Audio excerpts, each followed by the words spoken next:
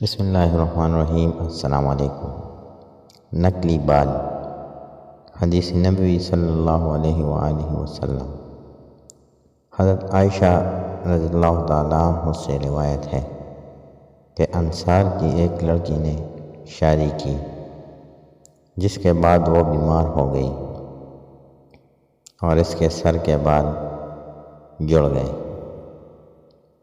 اس کے گھر والوں نے چاہا کہ اس کے سر کے بالوں میں مصنوعی بال لگا دے، اس لیے انہوں نے نبی صلی اللہ علیہ وآلہ وسلم سے اس کے متعلق پوچھا۔ آپ صلی اللہ علیہ وآلہ وسلم نے فرمایا کہ اللہ نے مصنوعی بال جوڑنے والی اور جڑوانے والی دونوں پر لعنت بھیجی ہے۔ صحیح بخاری، حدیث نمبر 5934۔